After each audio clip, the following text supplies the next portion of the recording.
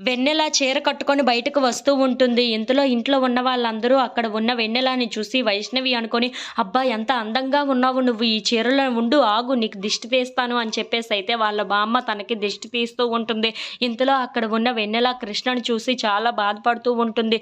అక్కడ ఉన్న కృష్ణ కూడా, "ఎందుకు వెన్నెల ఇలా చేశావు? నా దగ్గర నిజం దాచిపెట్టి నువ్వు వెన్నెలవి తను వైష్ణవి అని ఎందుకు నాకు చెప్పకుండా ఆగిపోయావు" అని చెప్పేసైతే వెన్నెలని చూసి చాలా బాధపడుతూ ఉంటాడు. ఇంతలో అక్కడ ఉన్న వెన్నెల కూడా కృష్ణని అలా చూస్తూ బాధపడుతూ ఉంటుంది. అలా ఒకరినొకరు చూసుకుంటూ ఎందుకు ఇలా జరుగుతున్నాయో జీవితాల్లో అర్థం కావటం లేదు అని చెప్పేసైతే కృష్ణ అనుకుంటూ అక్కడ ఉన్న వెన్నెలని చూస్తూ ఉండిపోతాడు. ఇంతలో అక్కడ వైష్ణవి చాలా కోపంగా వెన్నెల అని చెప్పేసైతే చాలా గట్టిగా అరుచుకుంటూ వెన్నెల దగ్గరికి వస్తూ ఉంటుంది. ఇంతలో అక్కడ ఉన్న వెన్నెల కృష్ణని తలుచుకుంటూ చాలా బాధపడుతూ ఉంటుంది. అది చూసిన వైష్ణవి మాత్రం, "ఏం ఆలోచిస్తున్నావు వెన్నెల?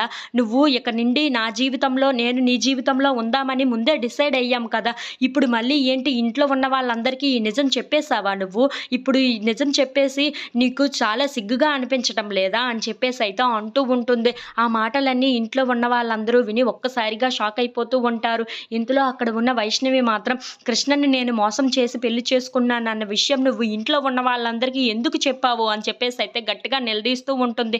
ఆ మాటలు అర్థం కాక అక్కడ ఉన్న వెన్నెల అయితే అక్కడ ఉన్న వైష్ణవిని అలా చూస్తూ ఉండిపోతుంది. ఇంతలో అక్కడ ఉన్న వైష్ణవి మాత్రం, "అమ్మకి ఈ విషయం తెలిస్తే గుండాగి చనిపోతుందేమో అన్న విషయం మీదే కదా నువ్వు నాకు మాట ఇచ్చావు. మళ్ళీ ఆ మాటని తప్పావు కదా నువ్వు ఇప్పుడు. నువ్వు ఆ విషయాన్ని ఎందుకు చెప్పావు? నేను వైష్ణవిని, నువ్వు వెన్నెలవని ఇంట్లో ఉన్న వాళ్ళందరికీ ఎందుకు చెప్పావు నువ్వు?" అని చెప్పేసైతే గట్టిగా నిలదీస్తూ ఉంటుంది. ఆ మాటలన్నీ అయితే వరలక్ష్మి విని ఒక్కసారిగా షాక్ అయిపోతూ ఉంటుంది. ఇంతలో అక్కడ ఉన్న వైష్ణవి వాళ్ళ అమ్మని చూసి ఒక్కసారిగా షాక్ అయిపోతూ ఉంటుంది.